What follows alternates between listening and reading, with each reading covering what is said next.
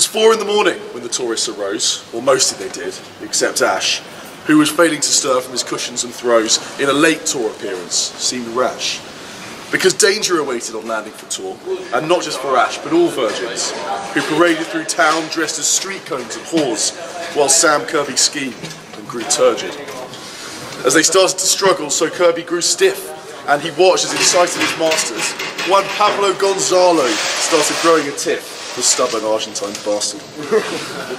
More affable that day was Dangerous Dan, who was shown not a scrap about mercy, as he raced down his pint against 5 men, man by man, with his guts streaming down that fresh jersey. Day 2 was game day, and out in Trebeen a crack Pauline team was assembled.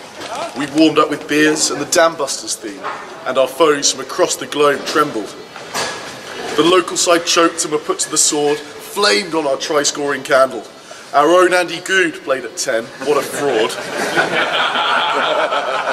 Only tackled by the skin of his love handles. Rich Andrews at centre was a rock in defence and Jonesy was cracking out wide, but a run from Ian Stewart shamed the rest of you gents as he brushed off 4 tackles to the side. A victorious club should celebrate loudly, and we did with our hosts and on trains. Our virgins were tied up and marched around proudly, and many a vice beer was drained. We boarded the trains and we started to sing Oasis and Sweet Caroline. As we pulled off the platform and our tunes they did ring, we bounced the whole carriage into.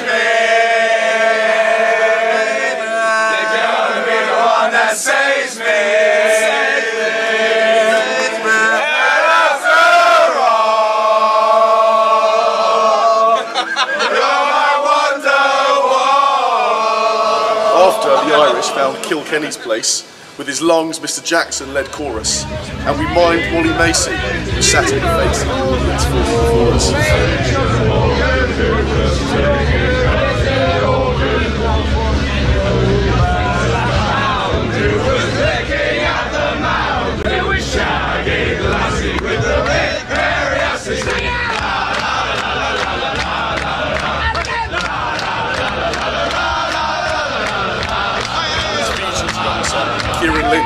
He encountered some Germans who came at him vicious. Phone, wallet and looks were all pinched. Then Sunday dawned and we struggled from bed to the beach where the arses were like peaches.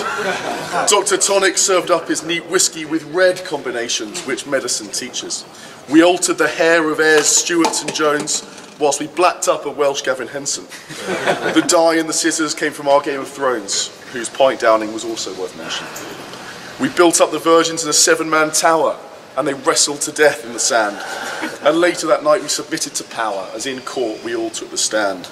In front of Herr Richter, each took his turn, Diogo, Milani, Ben and Clee. "I'm untouchable!" shrieked one defendant, unlearned, and the tampons were administered with glee.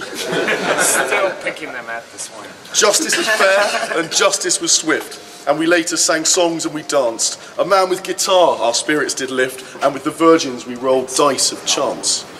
We tore off our clothes and danced Abraham's song, with Gonzalo's sister as witness. The guitarist, we noted, had a 13-inch schlong, but we doubted his physical fitness. And then out on the town for Kirby's confessions, my poem has come almost full circle.